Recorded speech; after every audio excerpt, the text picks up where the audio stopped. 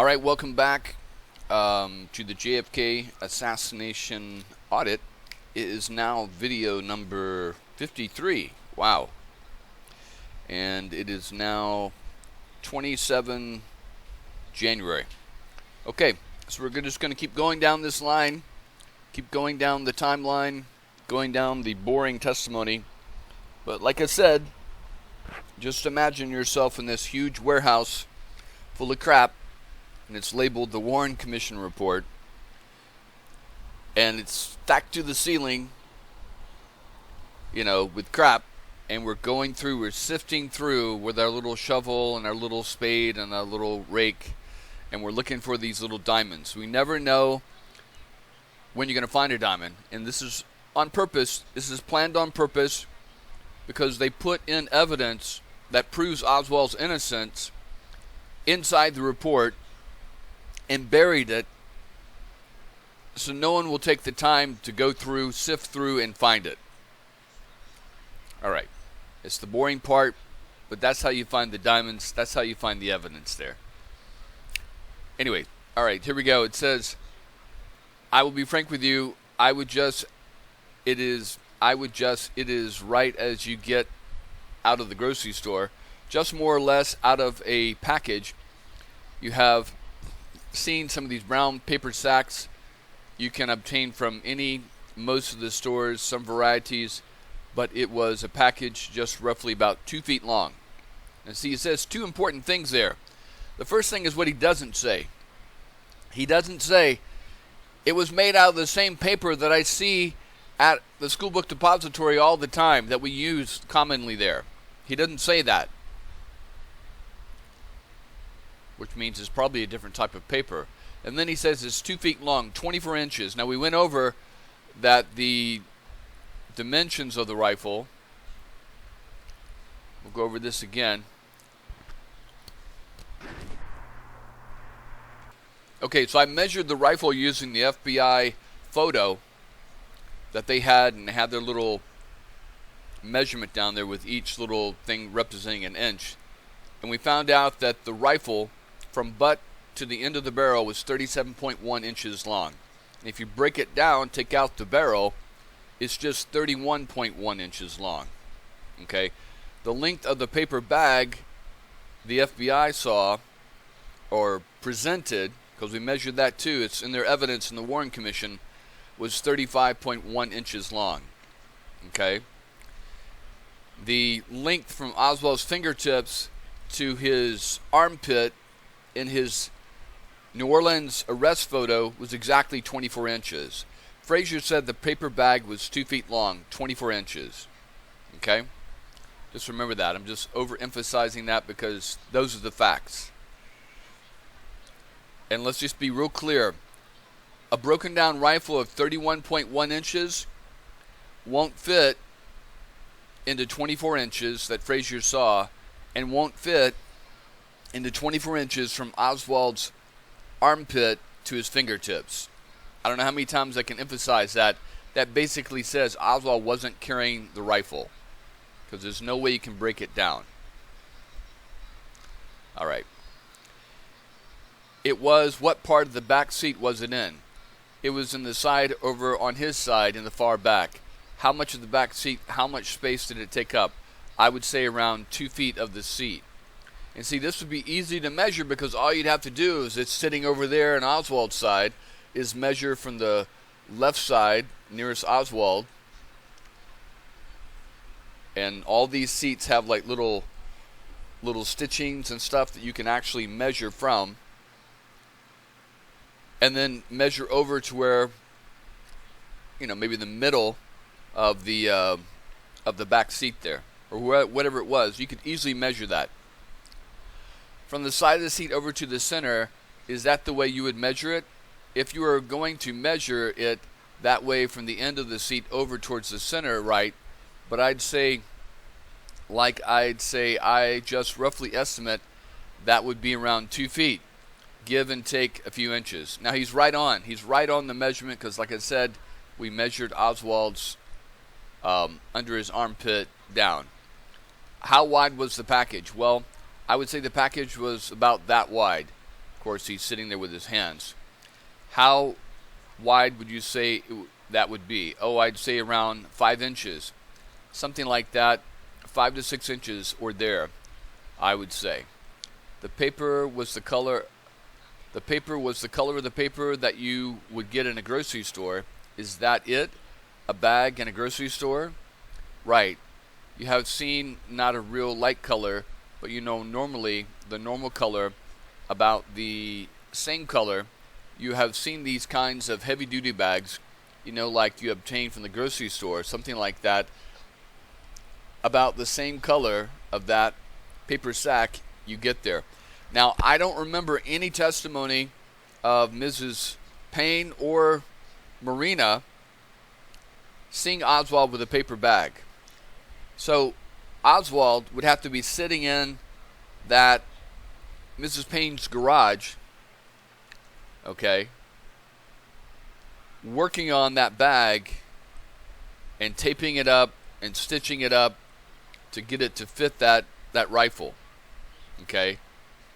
But no one has said anything about seeing Oswald up during the middle of the night, either on the 21st or before, putting that bag together. Was there anything more said about the paper sacks on the way into town? No, sir, there wasn't. What route did you take into town that day?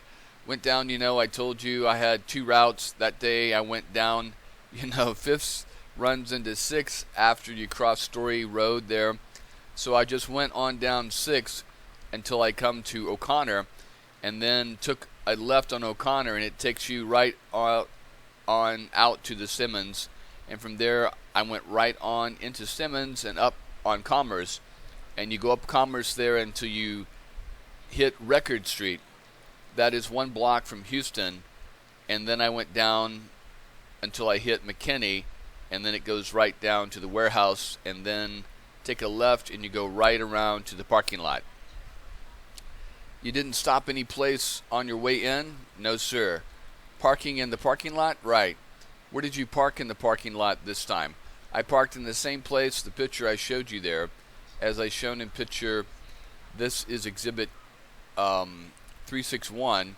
Anything else said about curtain rods? No, sir, there wasn't. Anything else you said about the package? No, sir, there wasn't. Who got out of the car first? And see, they're making a big deal of it, but if I brought my sack lunch, or I bought an extra bag, and I normally just brought my sack lunch, and I put it in the back seat, and we drove to work, or we were riding the bus, or whatever, you would look at it once because it'd be out of place, and then that'd be the end of it. Now, if it was like ticking, or if it was smoking, or if it was doing something unusual, then you'd pay a little bit more attention to it. But if it's just a bag, you're not going to pay that much attention to it. And think about it, how many times do you pay attention to your fellow employees that come into work and pay attention actually what they bring to work? I bet you don't even give it a second glance. Anyway, he did. Do you remember any conversation on the way in about anything? Yes, sir. I asked him, did he have fun playing with the babies? And he chuckled, and he said he did. And so that morning, I said just a few minutes after we started, it was a cloudy day, and it started misting and rain. And by the time we got out on the freeway, I said, how those trucks throw the grime on the windshield. And finally, it was getting pretty thick on there with spots of rain. I turned the windshield wiper, and how the grime splatters. And the windshield said, I wish it would rain or just quit altogether. I wish it would do something to clear off the windshield. And the drops started getting larger, so eventually it cleaned off the windshield. And by the time I got down to Dallas, there I just turned off the windshield. So here's 2 things I just thought about this. So you just had a baby. I mean, within like the last 2 weeks, his wife just had a baby, okay?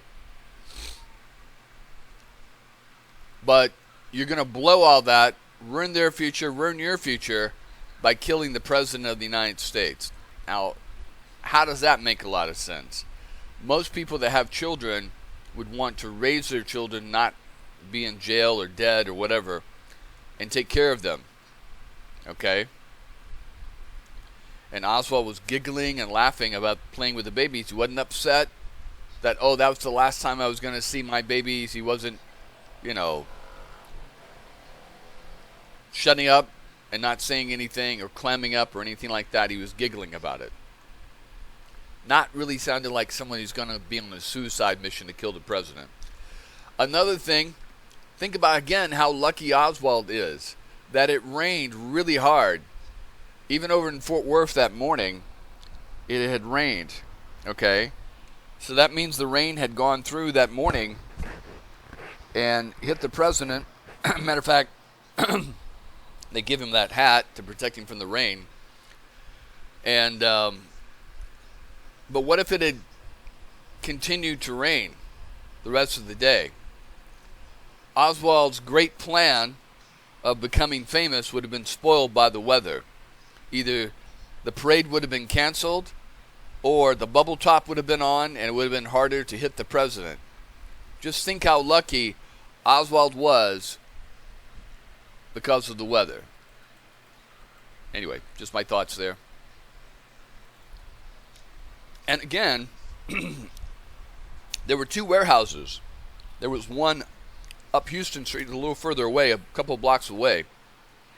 Just think how lucky Oswald was that he was put in the warehouse right in front, in the building right in front where the president was going to come by, and not the one off the main street that no one would have, they wouldn't have put the president's car down that street. 2 blocks up Houston. Think how lucky Oswald must have been. Think how lucky that Oswald got his reference from Mrs. Payne to go apply at this job and didn't get it accepted at one of the other 5 or 10, 15 places that he applied that week.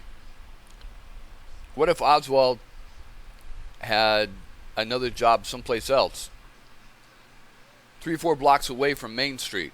How would have Oswald shot the president?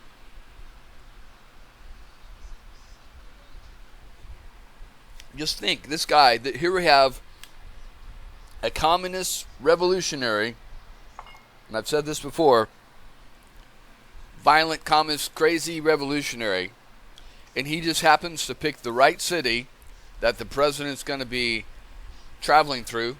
He didn't stay in New Orleans. He just happened to come back from New Orleans to the same city the president was going to be traveling through. Just happened to be in the one building out of 2 that the president's route would be traveling by. The weather just happened to be perfect where the bubble top wouldn't be there. It just also happened to be a day where the police officers were told to not do the positions they usually do in a motorcade, which is on the right and left front ends and right and left tail ends of the car, but were told to stay back behind the car. How lucky is Oswald also that day the Secret Service agents were called off their normal duties that they always do when the president's in any kind of motorcade and rode on the back of the limousine or ran along beside the limousine. How lucky was Oswald, this revolutionary, communist, crazy guy, okay, that could barely put 2 and 2 together, but he managed all these things to come together. The stars aligned and the moon and everything all came together in the right position where Oswald could take this rickety, messed up rifle with a misaligned scope, and he wasn't that good of a shot, and fire at the president. He had this golden opportunity that once in a lifetime that would open up, the clouds would depart, the sun would shine, the president's security detail would retreat behind him. Oswald would be lucky enough to be in the 6th floor of that depository with no one seeing him putting that rifle together, and manage to get off those shots without first having to test, fire, and align his weapon. Imagine how lucky Oswald had to have been. He had to be the luckiest assassin in the history of all assassins. I mean, you think about all these variables that it could have gone wrong. It all came together in a perfect way for this one guy. Amazing. Amazing. Anyway, was there anything about the president coming to Dallas that day? No, sir, it wasn't. Did he say anything about that day before? No, sir. Did he ever have any conversation with him with reference to the president's visit to Texas? No, sir. When you got to the parking lot, who got out of the car first? He did.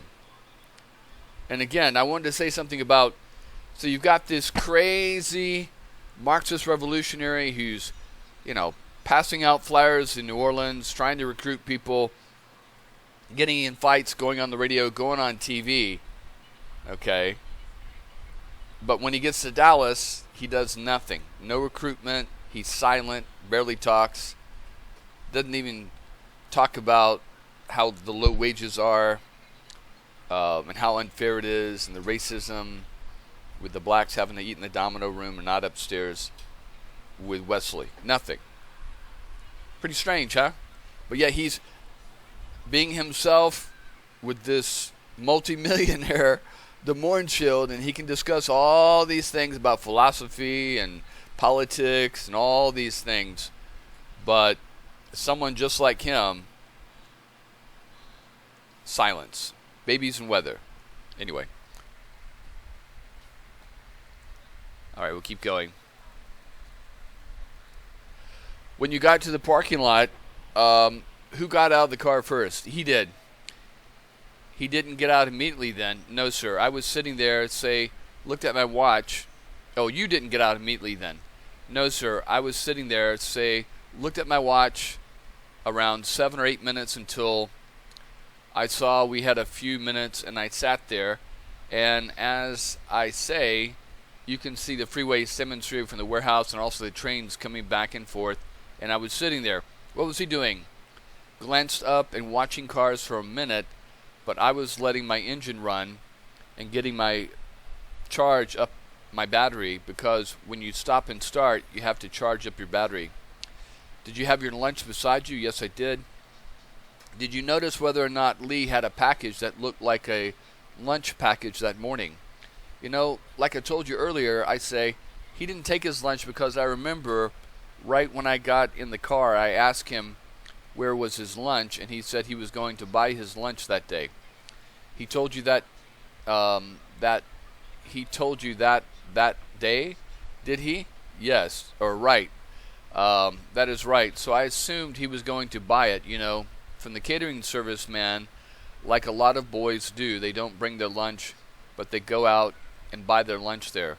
What did he do about the package in the back seat when he got out of the car? Like I say, I was watching the gauges and watching the car for a few minutes before I cut it off. Yes. He got out of the car and he was wearing the jacket that he has these big sleeves in them.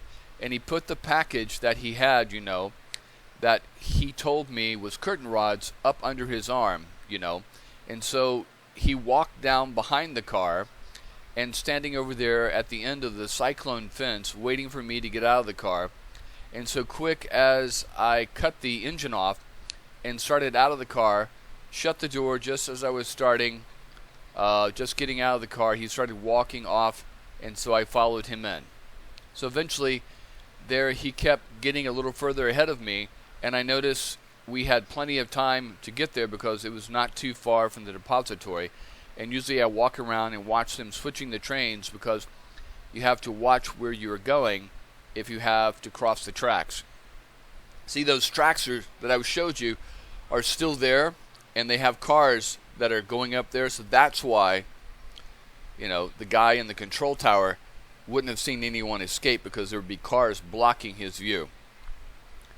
One day you go across one track and maybe there would be some cars sitting there, and there would be another diesel coming there. So you have to watch when you cross the tracks. I just walked along and I just watched them switch the cars. So eventually he kept getting a little further ahead of me, and by the time we got down there pretty close to the depository building, he would be as much as, I would say, roughly 50 feet in front of me. But I didn't try to catch up with him because I knew I had plenty of time, so I just took my time walking up there. Did you usually walk up there together? Yes, sir, we did. Is this the first time that he ever walked ahead of you? Yes, sir, he did. You say he had the package under his arm when you saw him? Yes, sir. You made one end of it under the armpit? Yes, sir. He had it under his armpit. Excuse me. He had it up just like you stick it right under your arm like that. And he had the lower part with his right hand. Right hand? Right. He carried it in the parallel to his body. Right. Straight up and down. Forward. Under his right arm? Yes, sir. Did it look to you as if there was something heavy in the package? Well, I'll be frank with you. I didn't pay much attention to the package because, like I said before, and after, he told me that it was curtain rods, and I didn't pay attention to it, and he never had lied to me before, so I had never had any reason to doubt his word. And again, think about amongst you, if you're walking with someone and they're carrying something, you're not going to really pay that much attention to it. So why would he? He didn't know the president was going to be shot with a rifle that supposedly Oswald brought into the building, right? Anyway, did it appear to you there was some more than just paper he was carrying, some kind of weight he was carrying? Well, yes, sir. I say because one reason I know that because I worked in a department store before and I had uncrated curtain rods when they come in. And you know, if you have seen when they come straight from the factory, you know how they can bundle them up and put them in the pretty compact. So he told me it was curtain rods, so I didn't think any more about the package whatsoever. Mr. Ball, well, from the way he carried it, the way he walked, did it appear he was carrying something that had more than the weight of a paper? Well, of course it's going to have the curtain rod weight, dumbass.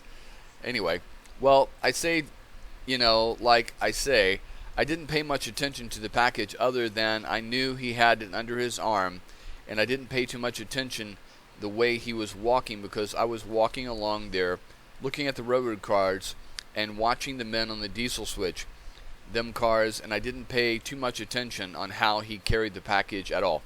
So the reason why Mr. Ball is getting into excruciating, painful detail, and even Mr. Ford is jumping in about the curtain rods, is because that is their case. That is how Oswald got the rifle, according to them, into the building. So they're trying to build a case.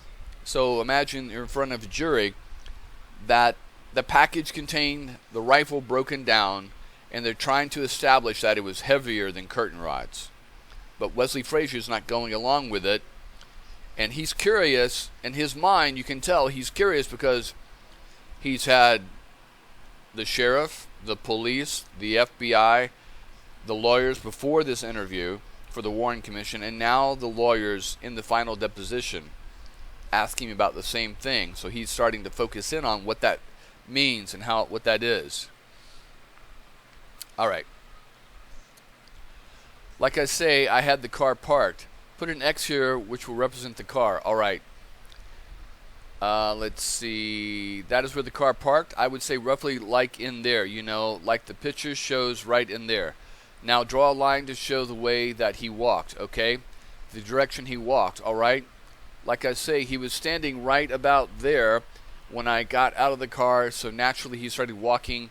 So we just come on right, or just like would come across the tracks right there, and he was coming right on along the fence like that, just coming right on. Right here now is the school book depository, right?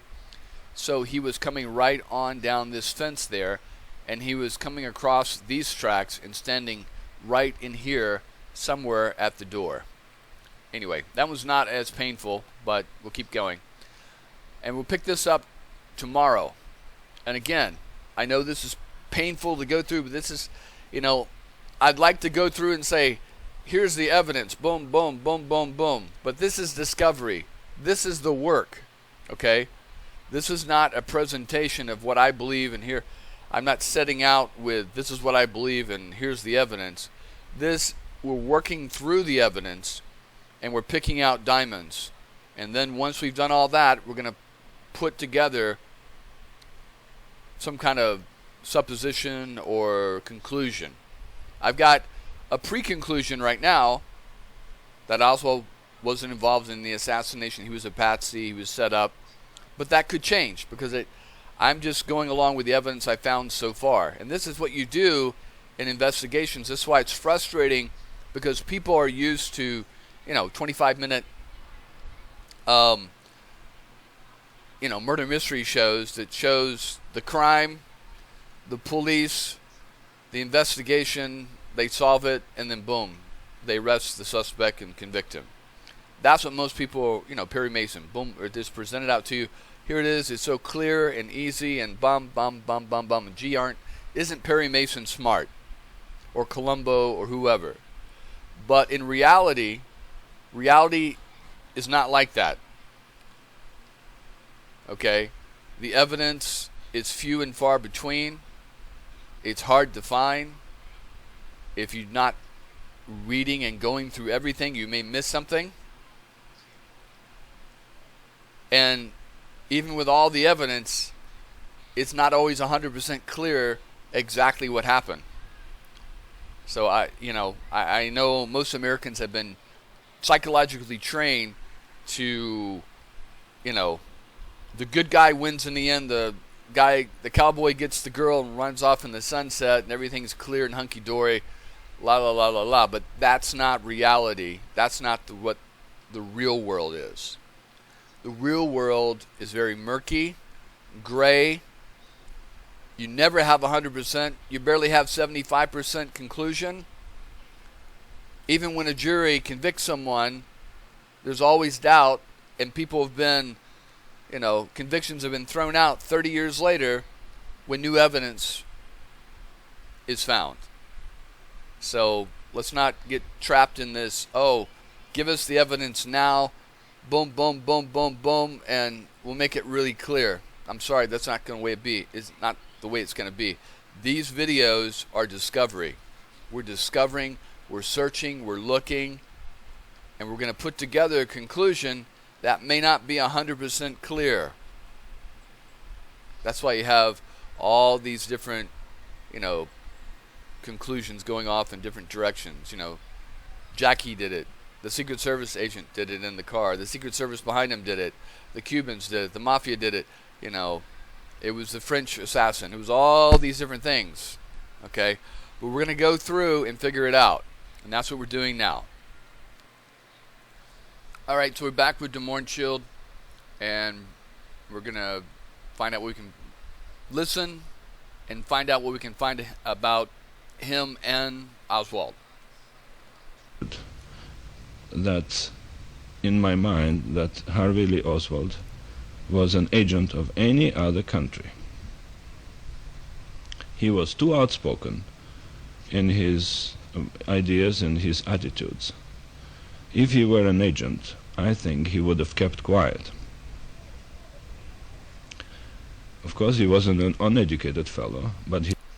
So I played that again just to overemphasize that, again, Oswald wasn't an agent of the Soviets, wasn't an agent of the Cubans, wasn't an agent of the U.S. Like you said, he's too outspoken. He wouldn't be able to keep his mouth shut. But, Des Moines Shield would have a little experience about knowing what was what on that. Because he's an asset. But it's not to exclude that Oswald was an asset of some agent, some handler. Okay?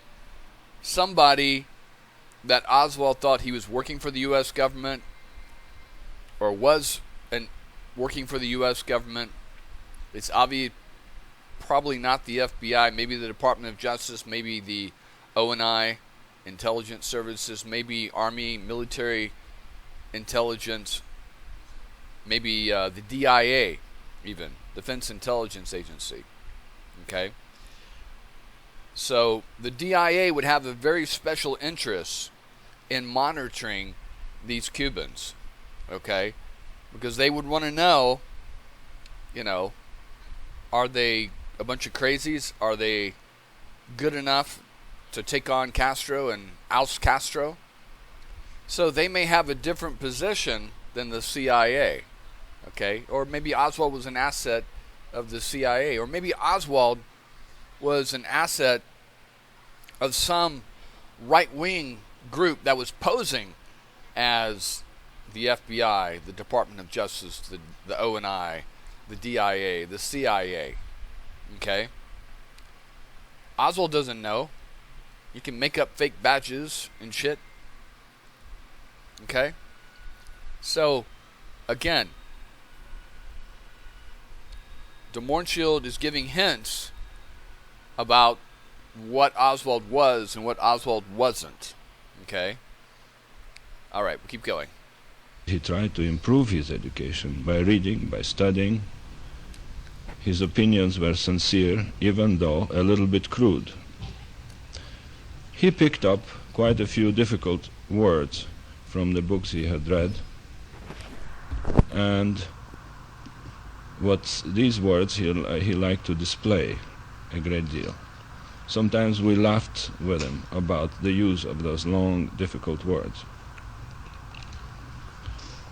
Let me say something that... So I wanted to say something about what he just said about Oswald, okay? So, when someone puts you in a position, or you end up in a job that you're underqualified for, okay, you know it. And other people know it too. So that causes the little synapses to start clicking,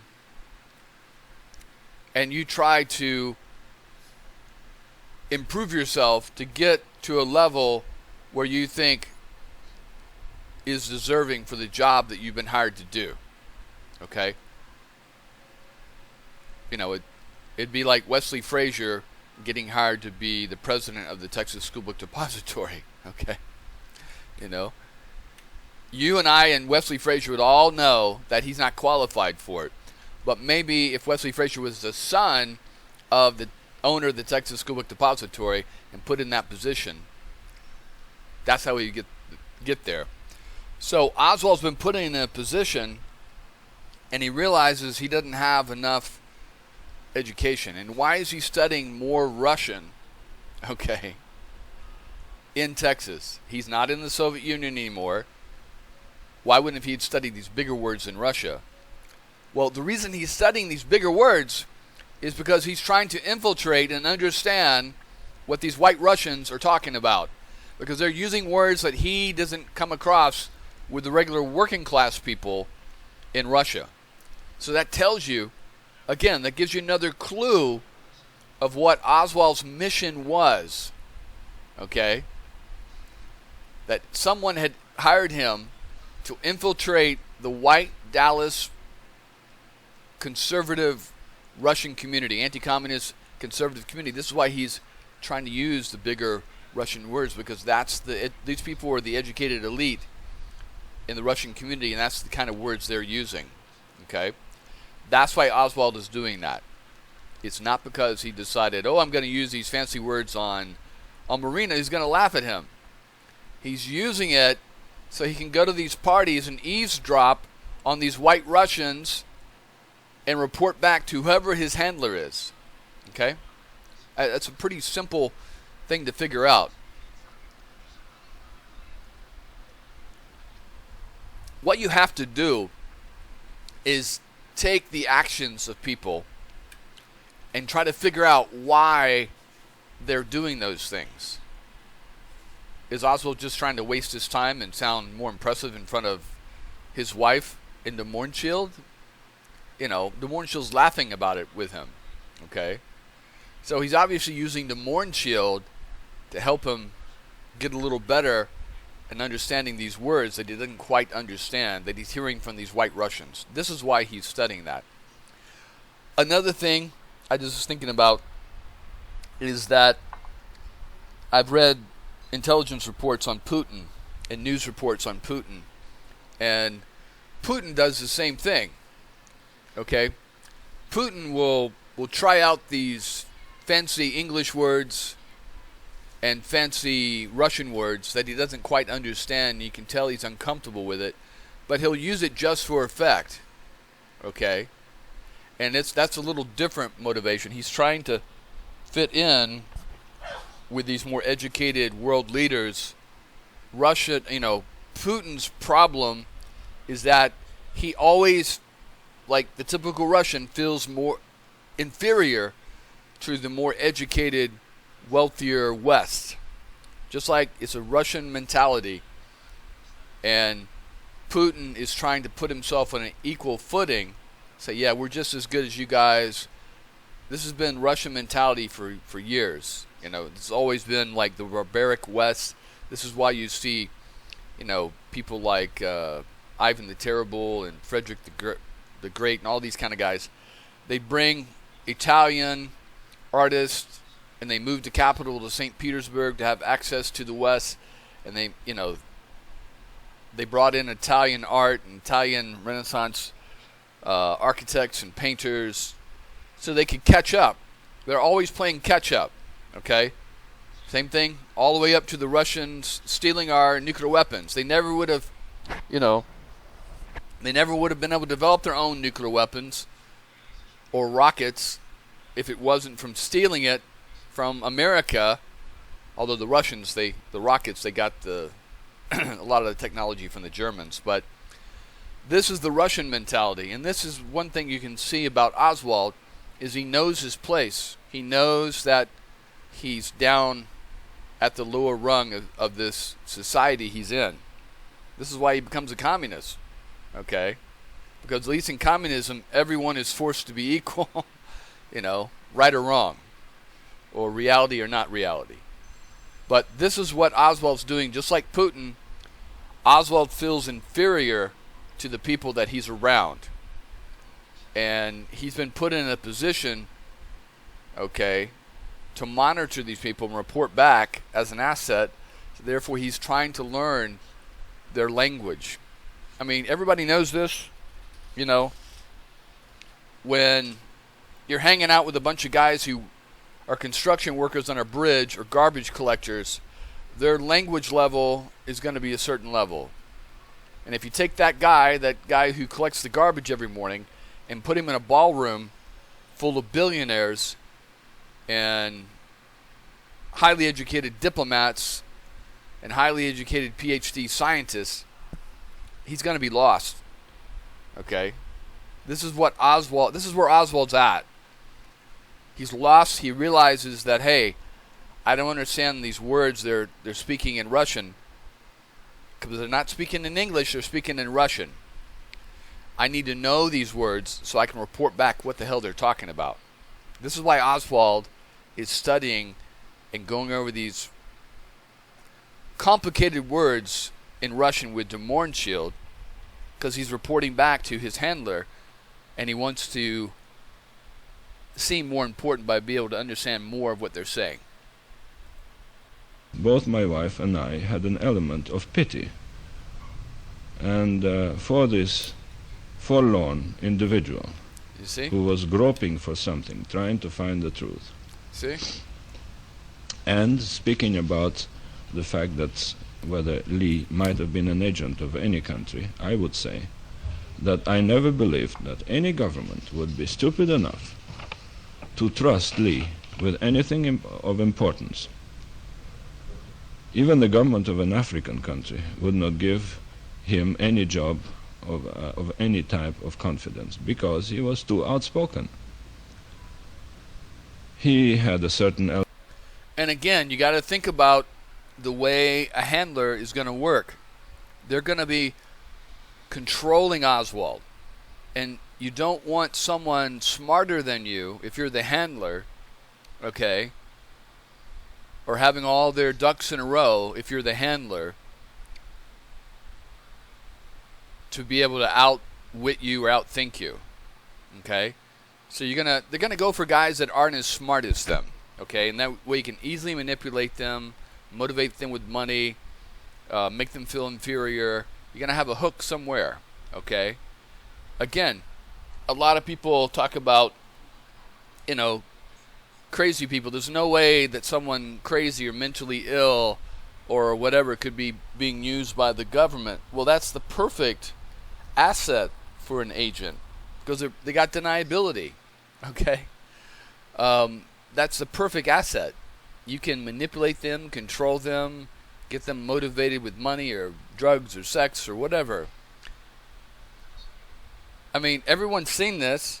Everybody knows someone that's been controlled at one time by someone else. Maybe it was you. By someone smarter. Someone that can run laps mentally around you. This is the situation Oswald finds himself. Element of instability. As I said before, he switched the countries. But he did it, I think, for the enjoyment of adventure. One thing he disliked about the United States is the difficulty of finding a job. And he switched from one job to another because he did not find something that he really liked until he finally found the job at this printing company.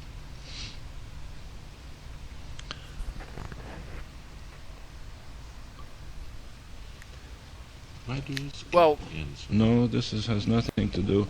I asked him, for instance. They make a lot of big deal about Oswald and his instability in jobs. Well, he really wasn't that unstable, okay? He came back, and within a month he was working as a welder, okay? And he did that till about September or August when he got fired, I believe, or he quit. And then he worked at Jaeger Childs. He worked there until April when he got fired. Okay. And then he moved to New Orleans, went to work for the Riley Company, where he got fired. And then he came back and worked at the Texas School Book Depository. So it's not like Oswald was just hopping from job to job to job to job, like they try to make it out to be. Okay, it's not like that at all.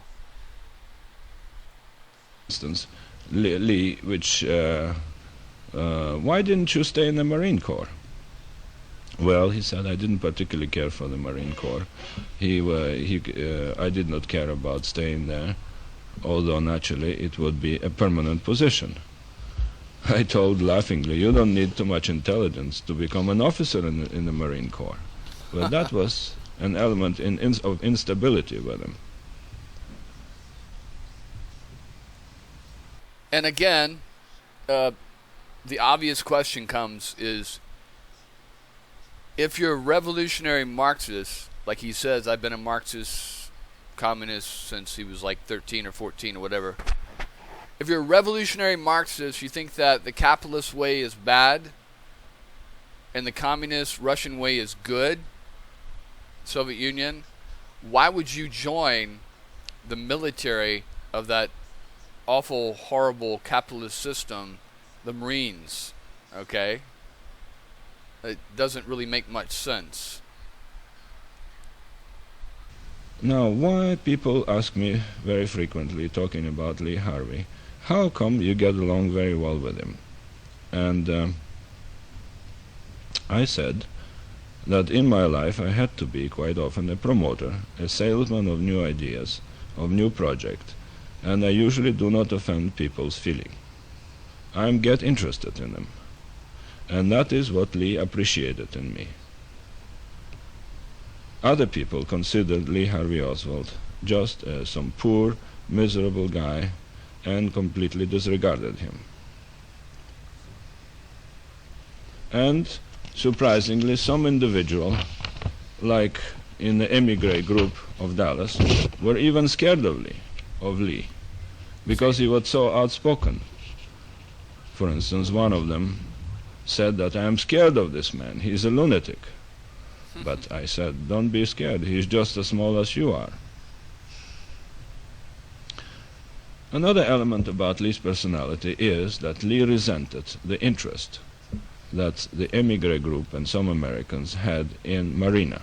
I was going to say something about that, that a lot of people that are in the upper establishment are comfortable with their position because they're on the top.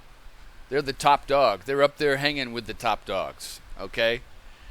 And so anyone that comes along and talks about disrupting that establishment, the way that order, the way things are set up, frightens them, okay? Because they saw what happened in Russia, okay? So anyone that comes along, especially if not of their class, and starts talking radical change is going to frighten them. They gave her gifts, they gave her clothes, and they surrounded her with a lot of attention because supposedly she came from an ex-Tsarist family. And that was the reason why Lee did not want her to learn English, so she would stay more or less in the background. Possibly Lee was jealous of this emigre group. And again, I just want to say something about that, is that if they didn't like Oswald, they're not going to be helping his wife. Okay? If they're as afraid of Oswald as they say, they're not going to be helping his family. You know, they're going to, oh, that poor Marina, but, you know, I'm not going around that Oswald or his family. He's crazy. Okay? But then, also, you want to think about that if Marina is playing her Marina project, her Russian asset project that she did when she was in Russia, and now it's been sent to the U.S., she's going to be reporting back about these, you know, white Russians. Obviously, that the Soviet government would want to have information about, and then they could connect that to their families in the Soviet Union. So this would give her credence points with the KGB to write back to KGB and said, yes, today I spoke with Mrs. Brishnikov, and how she railed against, you know, Khrushchev and railed against the Cubans and all this kinds of stuff. So she would be an insider, okay, playing the poor, oh, I'm just this poor lost girl with this crazy husband of mine, and oh, you know, what's going on in your world? And she can report back about who she's seeing and what they're saying. Makes sense to me.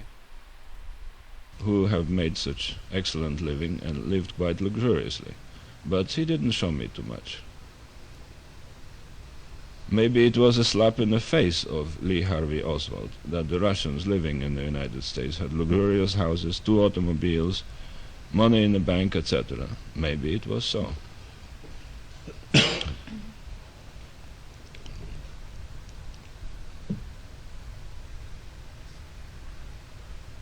Also, both my wife and I are very fond of children. I personally lost a child, and I'm very fond of babies. And we wanted June to be happy and to have some kind of a future. Therefore, we told Lee, you have to let your wife learn English. It is a very egotistical attitude on your part by not letting her study English. You are showing yourself quite selfish.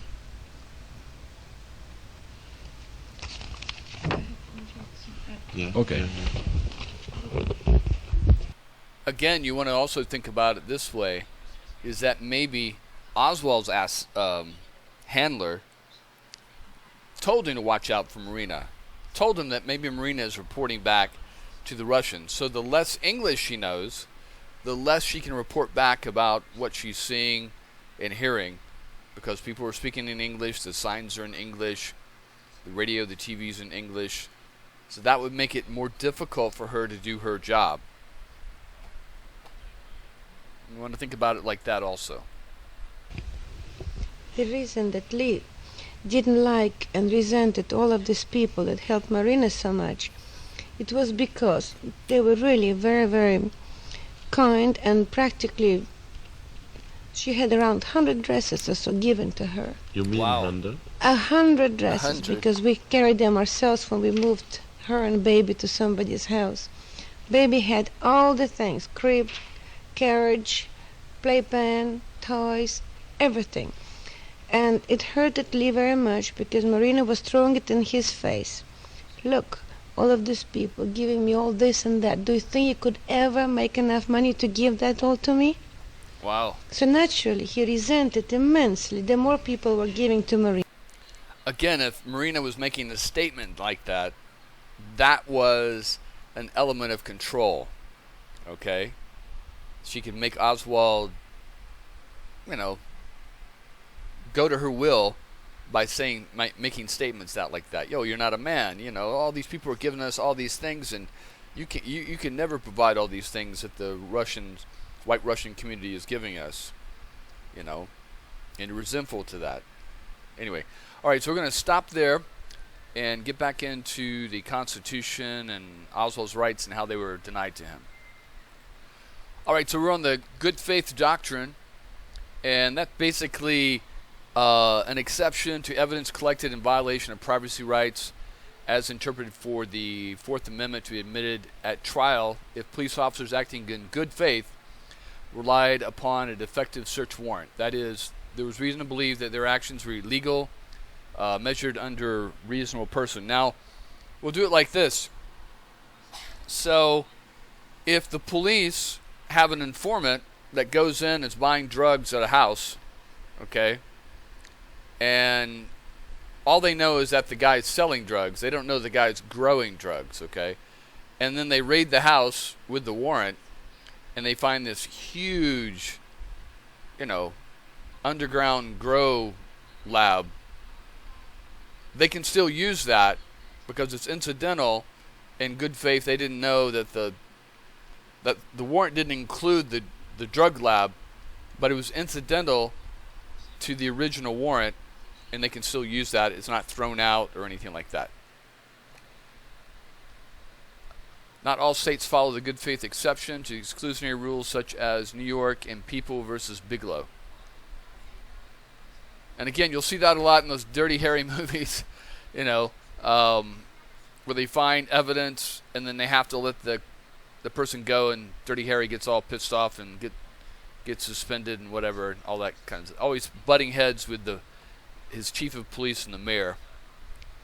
All right, so presumption of innocence. Oh, wait a minute, no. Sorry, got to back up here. So what we're doing is we're going forward and then we're backing up on the things that we went into. Hold on one second. The one thing I love about the U.S. is that we have this rich history of over like 250 years of Supreme Court cases, legal cases that have got us to where we're at now. Okay? No other country in the world has the type of legal history and progression that we've had, except maybe but England or France or something.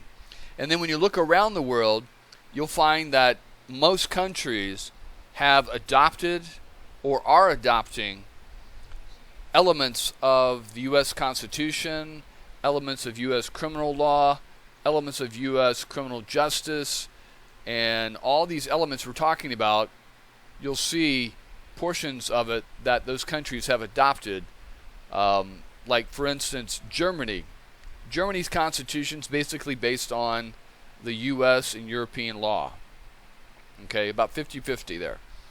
And that's only because we conquered, the U.S. was the majority power that conquered West Germany, I should say, not East Germany. And therefore, our laws got more attention in their country. Same thing with Japan. I mean, literally, MacArthur and a team of American legal scholars wrote the Japanese Constitution. Okay, the Japanese Constitution is basically based on American law. They've taken the framework that they put in there for American law and American lawyers, and then they've added their own twist to things. But essentially, it's based on that. Same thing with the Philippine Constitution. Philippine Constitution The Philippines gained its independence in 1946, and they modeled, because they'd had, 40, 50 years being controlled by the U.S., they modeled their constitution and their law basically on the U.S. Constitution. Okay, the same thing it used to be in Cuba before Castro. Same thing in a country like Liberia, which is based on U.S. law. There are other countries that model their constitution after the U.S. Constitution. A lot of things in Canada they've adopted from the U.S. In South America, it's more Napoleonic law. Okay, and the essential part of Napoleonic law is that you're basically guilty until you can prove yourself innocent, which is a big difference between the U.S. and English law. Okay, and Napoleonic law. Napoleonic law, they throw you in jail until you can prove yourself innocent, and it's really hard to prove yourself innocent if you're sitting there rotting away in a jail and stuff like that. All right, we're going to keep reading on this exclusionary law, and then we'll back up and go into another topic here. Hold on one second. Now, it does mention the word mistrial. I personally believe that if Oswald had ever gotten a trial, that it would have ended up as a mistrial. Okay? He might have been convicted on some things, but other things would have been a mistrial. Other things would have been thrown out.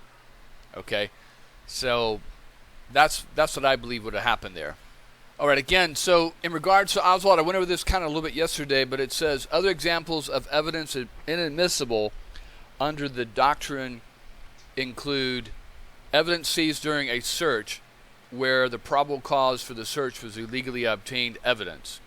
Okay, so again, there's contention, and it probably would have gone all the way to the Supreme Court, about whether the evidence seized in Mrs. Payne's garage that belonged to Oswald, and he had a little table or section of the garage where his items were contained, were obtained legally. Okay, because Mrs. Payne asked if they had a warrant. They said no, but we can go get one, and then she just let them come in. She gave them permission to search her house. Now, it could go different ways. If Oswald was giving money to Marina to give to Mrs. Payne for rent, for paying the electricity, for paying for groceries, Oswald would have more of a case of the exclusionary rule that they needed a separate warrant for his items, even though it was in her house. Okay? It's just like you have an apartment building. The apartment complex may own that building, but your individual apartment, okay, they're going to need, it's like they got a permission by the landlord to search the buildings, but a landlord can't give permission to search your individual apartment. Okay? And that's why you see, very frightening, you see these landlords opening up doors for policemen to let them into apartments without a warrant, with just the permission of the police. It's totally illegal. Any evidence they seize by that can be thrown out. Okay? So, if you're a landlord out there, don't go opening someone's apartment. If you've got a contract with someone and they're paying your rent, you could be sued, okay, for violating someone's civil rights by opening up the door, even though you have a key, to let the police in and do a search. It says a confession made by the defendant prompted the admission of illegally obtained evidence against him. Now, in the case of Oswald's, those pictures, okay, they found those pictures in Mrs. Payne's garage with Oswald holding the rifle supposedly. Okay? And then Oswald, he knew what was what. He knew that he'd taken those pictures supposedly. So he said immediately that those pictures weren't legal. But that wasn't him. It was his face pasted on the body.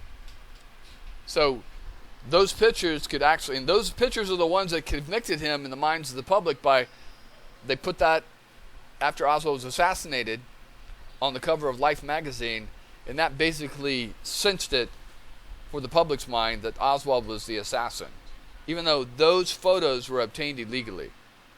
evidence derived from information gained in illegal wiretaps. Now, there's not much going on there in the Kennedy assassination, but there were provisions of the, what do you call it, the 9/11 Patriot Act that allowed the police to go in. They're called sneak and peeks.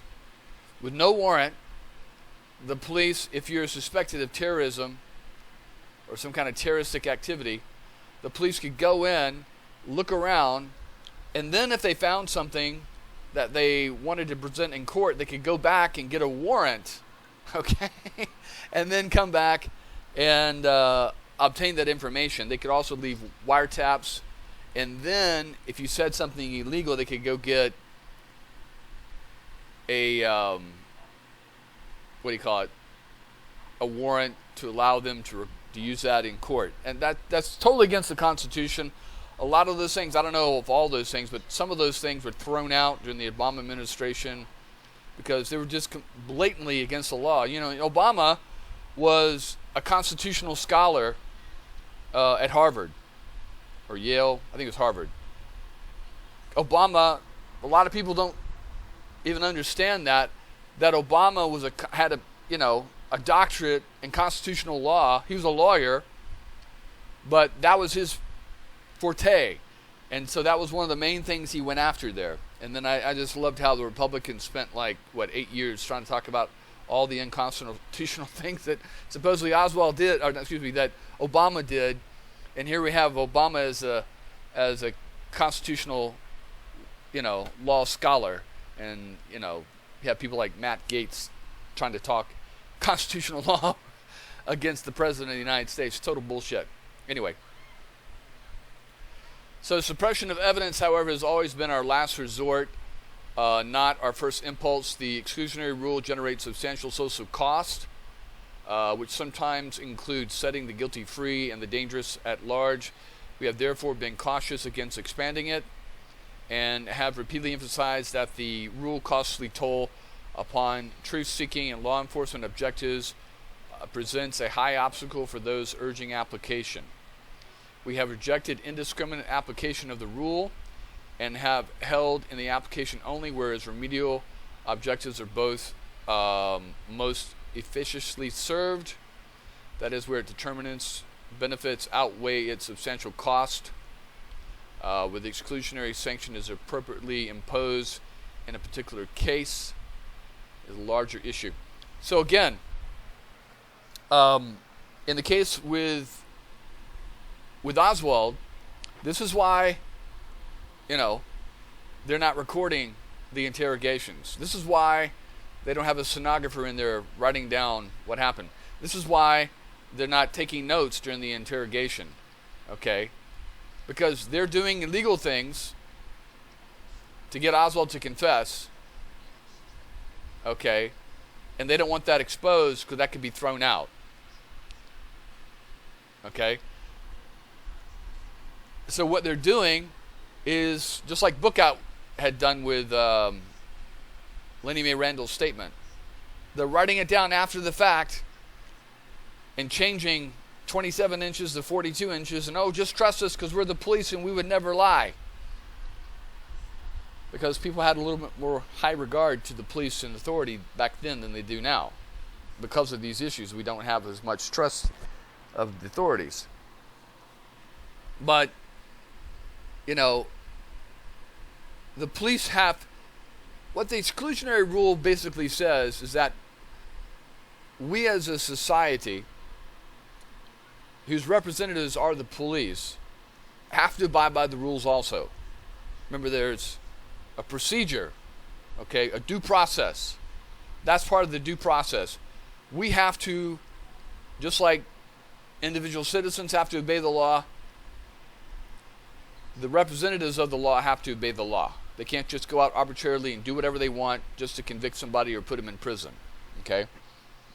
And that protects everyone. A lot of people say, it allows criminals to go free. But no.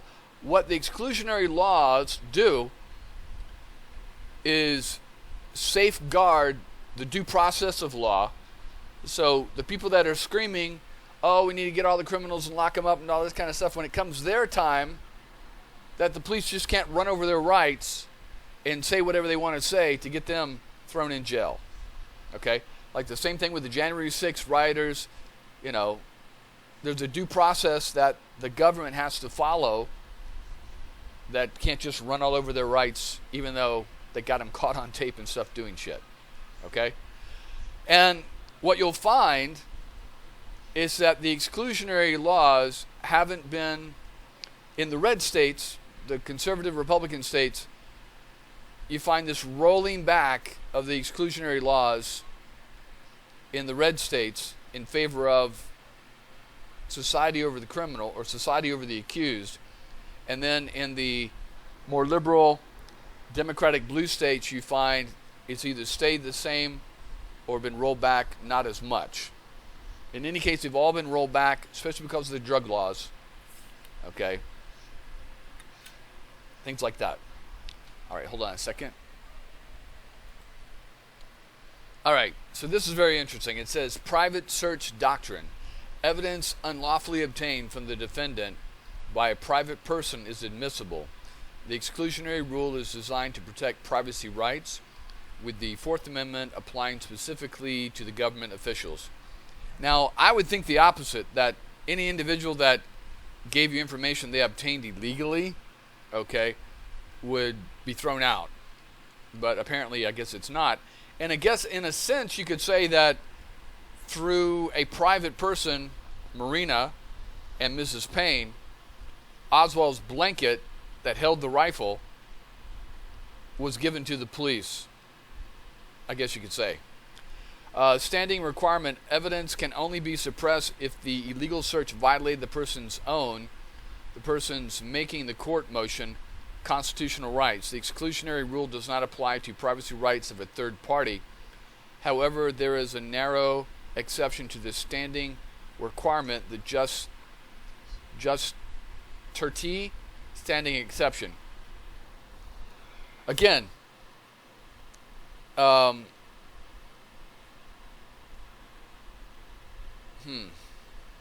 you could say that Oswald was a third party, okay, that the weapon was obtained from a third party, and therefore it might have violated Mrs. Payne's rights because they didn't have a warrant to search her garage, but it may not have violated Oswald's rights because it was given to them by Mrs. Payne.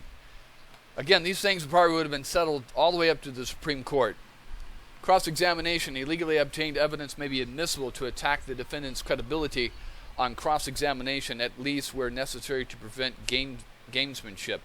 For example, where the defendant affirmatively chose to make a broad statement denying any narcotics activity, he may not use the exclusionary rule as a shield against attacks on his credibility. However, the government may also not attempt to smuggle in, exclude evidence on cross-examination by asking broad questions. So, that one right there, I think about when you think about Clay Shaw in the Clay Shaw trial. That Clay Shaw even took the stand and denied that he was up there obviously lying, saying that he didn't know Oswald. But there's all this evidence showing Oswald and him together in Clinton, and together at the trademark, together at the Lafayette Street location. Got all this testimony. But, they could use that testimony of other people, maybe even obtained it illegally, to bust that witness there, to bust Shaw. Inevitable discovery doctrine. Nix versus Williams held that if the evidence obtained in the unlawful search would almost definitely have been found eventually, even without said search, the evidence may be brought forth in the court. So there you go. There's that fine line right there. Would Oswald's blanket and photos obtained illegally at Mrs. Payne's house inevitably would have been discovered, even if they'd gone back and got another warrant? So there's maybe another exception there. Good faith exception. If the police acting in good faith bona fides rely upon a defective search warrant, then the evidence required may still be used under the good faith exception. Now, we went over that, and again, they didn't know that Oswald was actually definitely had evidence there or living there, but they were told about it by his wife, about the rifle and the blanket and all that kind of stuff. Independent source doctrine: if the police obtained evidence illegally, but also obtained the same evidence through an independent legal means, the evidence is admissible. If the police obtain evidence illegally, but also obtain the same evidence through an independent legal means, the evidence is admissible. Well, if those photos they obtained illegally, okay, if somehow the photos that the De Mohrenschildt had, the photo that De Mohrenschildt had, could have been placed at the same time, the photos probably could have been used in a court of law. Knock and announce exception: evidence that the police, in violation of the requirement to knock and announce themselves before searching a home, is admissible. So what the knock and announce basically is: knock knock, sheriff's department, police department, we've got a warrant for arrest, da da da da da. If they're afraid that the person is going to flush the evidence like drugs or something down the toilet or burn it, they don't have to knock and announce. They can just bust the door down and go in. Attenuation: if the passage of time of intervening events breaks the causal relationship between the illegal activity and the evidence may still be admissible. Some examples include: if a defendant was illegally arrested but returns to the police station voluntarily several days later and makes a statement, the statement may be admissible. If a defendant was illegally stopped, but a valid outstanding arrest warrant is later discovered, evidence obtained during the stop may be admissible. So again, you can maybe say that about Oswald and his admissions to the police, that maybe some of those would have been thrown out because the evidence they're obtaining is through coercion and manipulation. Formerly, the silver platter doctrine allowed state officials that obtained evidence illegally to turn over evidence to federal officials and have evidence be admitted into trial. However, the doctrine was ruled unconstitutional in Elkins versus United States in 1960. Now, in a perfect world, in my world, I would never allow any evidence obtained illegally, I don't care how they got it or the exception, to be put into a case before a jury. Now, not that the police couldn't use that evidence, okay, to build a case and to obtain witnesses and things like that, but to present to a jury, never would have allowed any of these exceptions, personally, me, into a courtroom before a jury. That's just the way I see it.